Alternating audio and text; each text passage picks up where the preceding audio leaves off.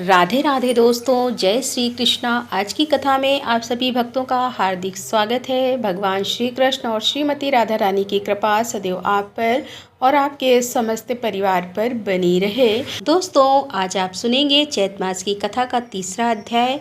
श्री हरि विष्णु का ध्यान करके आज की पावन कथा का प्रारंभ करते हैं। ब्राह्मण ने कहा कि हे प्रभु, यदि आपकी मुझ पर कृपा हो तो अब तुलाधार के चरित्र और अनुपम प्रभाव का पूरा पूरा वर्णन कीजिए।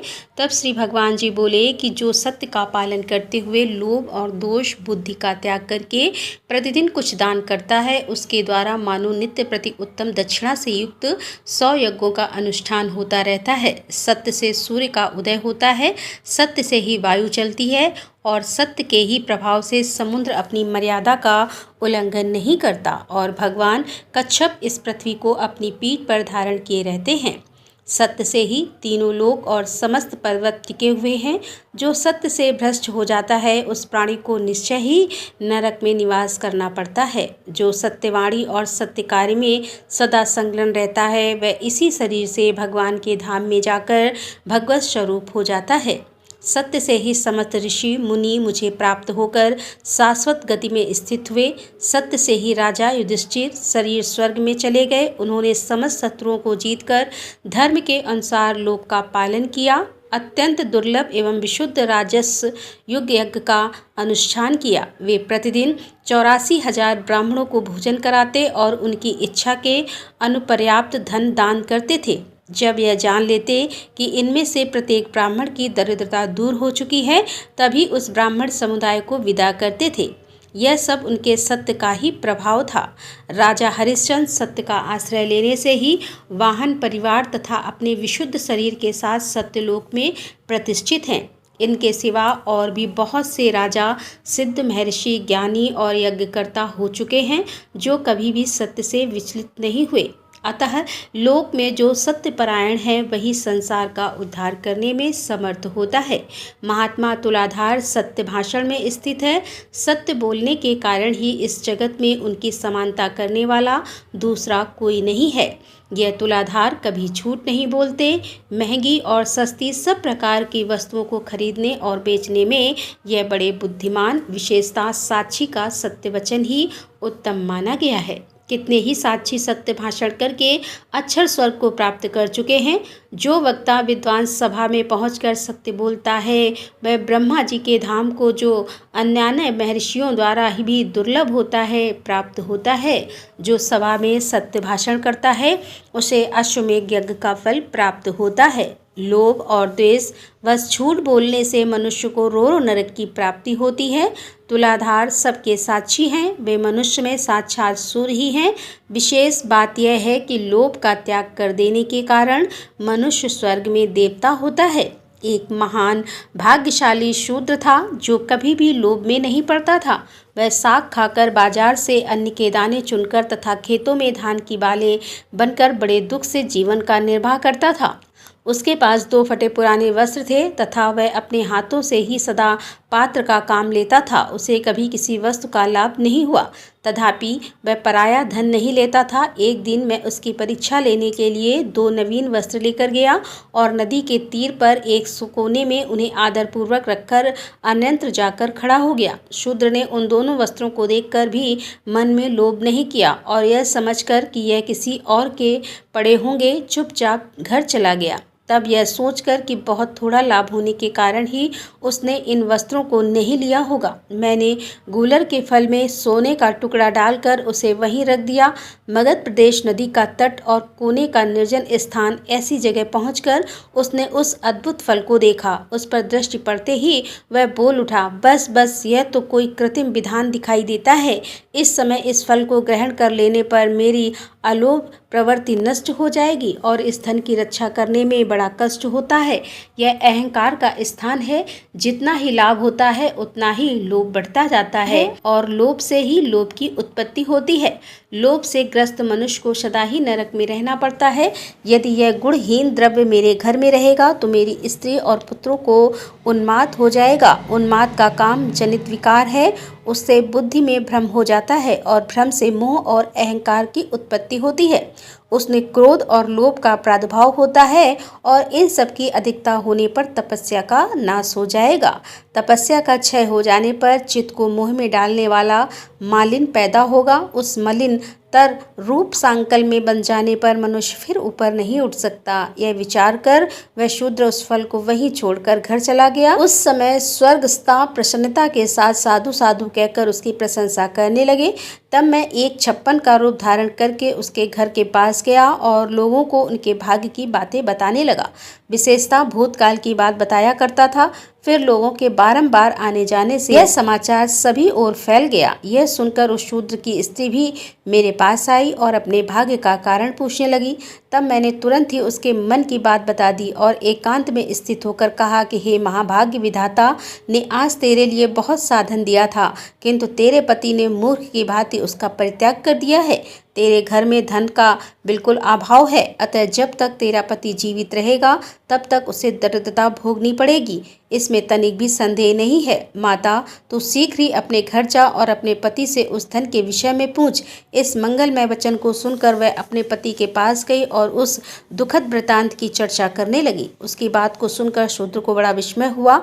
वह कुछ सोचकर पत्नी को साथ लिए मेरे पास आया और एकांत में मुझसे बोला कि क्यों, बताओ तुम क्या कहते थे। साधु बोला, हे तात, तुम्हें प्रत्यक्ष धन प्राप्त हुआ था, फिर भी तुमने अवज्ञापूर्वक तिनके की भांति उसका परित्याग कर दिया। ऐसा क्यों किया? जान पड़ता है कि तुम्हारे भाग्य में भोग नहीं बंधा है। धन के अभाव में तुम्हें जन्म से लेकर मृत्यु तक अपने और बंधु बांधव के दुख देखने पड़ेंगे। प्रतिदिन मृतक किसी अवस्था भोगनी पड़ेगी, इसीलिए शीघ्र ही उस धन को ग्रहण करो और निष्काम भोग भोगो। शूद्र ने कहा कि हे अपक, मुझे धन की इच्छा नहीं है। धन संसार बंधन में डालने वाला एक जाल है, उसमें फंसे हुए मनुष्य का फिर उद्धार नहीं होता। इस लोक और परलोक में भी धन के जो दोष हैं उन्हें सुनो। धन रहने पर चोर, बंधु बांधव तथा राजा से भी भय प्राप्त होता है। सब मनुष्य उस धन को हड़प लेने के लिए धनी व्यक्ति को मार डालने की अभिलाषा रखते हैं। फिर धन कैसे सुखद हो सकता है? धन प्राणों का घातक और पाप का साधक है। धनी का घर काल एवं काम आदि दोष का निकेतन बन जाता है, अतः धन तो दुर्गति का प्रधान कारण है। तब छक बोला कि जिसके पास धन होता है उसी को मित्र मिलते हैं, जिसके पास धन है उसके सभी भाई बंधु हैं। कुल, शल, पांडित्य, रूप, भोग, यश और सुख यह सब धनवान को ही प्राप्त होते हैं।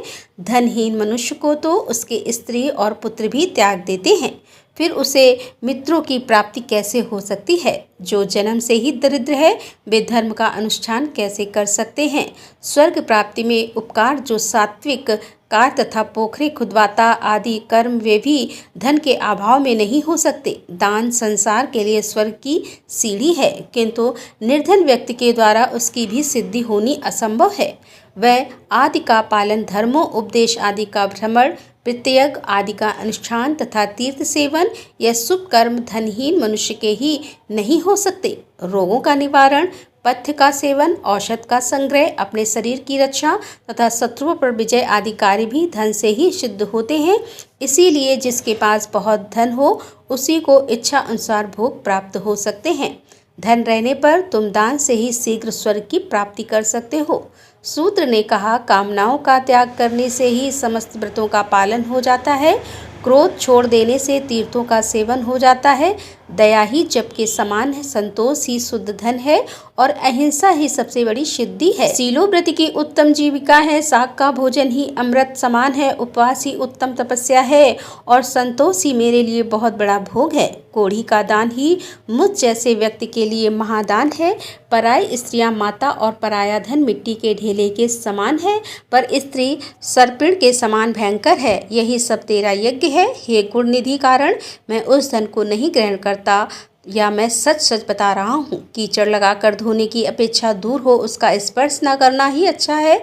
श्री भगवान जी कहते हैं कि हे नरश्रेष्ठ, उस शूद्र के इतना कहते ही संपूर्ण देवता उसके शरीर और मस्तक पर फूलों की वर्षा करने लगे। देवताओं के नगार बज उठे, गंधर्व का गान होने लगा। तुरंत ही आकाश से विमान उतर आया। देवताओं ने कहा, हे धर्मात्मा, इस विमान पर बैठो और सत्यलोक में चलकर दिव्य भोगों का उपभोग करो। तुम्हारे उपभोग काल का कोई परिणाम नहीं है। अनंत काल तक तुम्हें पुण्य का फल भोगना है।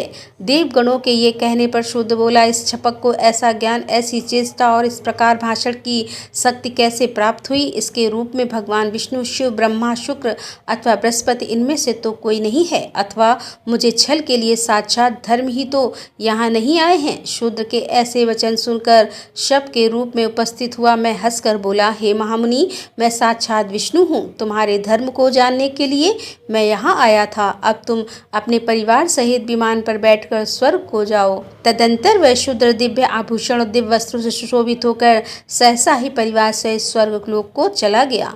इस प्रकार उस शूद्र परिवार के सब लोग लोभ त्याग देने के कारण स्वर्ग सिधारे। बुद्धिमान तुलाधार धर्मात्मा है, वे सत्य धर्म में प्रतिष्ठित हैं, इसीलिए देशांतर में होने वाली बातें भी उन्हें ज्ञात हो जाती हैं। तुलाधार के समान प्रतिष्ठित व्यक्ति देवलोक में भी नहीं है। जो मनुष्य सब धर्मों में प्रतिष्ठित होकर इस पवित्र उपाख्यान का श्रवण करता है, उसके जन्म जन्म के पाप तत्काल ही नष्ट हो जाते हैं। एक बार के पाठ से उसे सब यज्ञों का फल मिल जाता है। वह इस लोक में श्रेष्ठ और देवताओं का भी पूज्य होता है। व्यास जी कहते हैं कि तदंतर मूक, चांडाल आदि सभी धर्मात्मा परम धाम जाने की इच्छा से भगवान के पास आए। उनके साथ उनकी स्त्रियां तथा अन्यान्य परिवार भी थे। इतना ही नहीं, उनके घर के आसपास जो छिपकलियां तथा नाना प्रकार के कीड़े मकोड़े आदि भी थे, वे भी देव स्वरूप होकर उनके पीछे पीछे जाने को उपस्थित थे। उस समय देवता, सिद्ध और महर्षिगण धन धान्य के नारे लगाते हुए फूलों की वर्षा करने लगे और विमानों और वनों में देवताओं के नगार बजने लगे।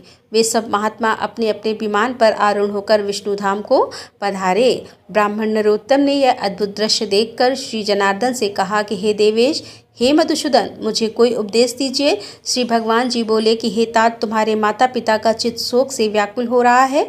उनके पास जाओ, उनकी यत्नपूर्वक आराधना करके तुम शीघ्र ही मेरे धाम में जाओगे। माता पिता के समान देवता देवलोक में भी नहीं है। उन्होंने शैशव काल में तुम्हारे घिनौने शरीर का सदा पालन किया, उसका पोषण करके बढ़ाया है। तुम अज्ञान और दोष से युक्त थे।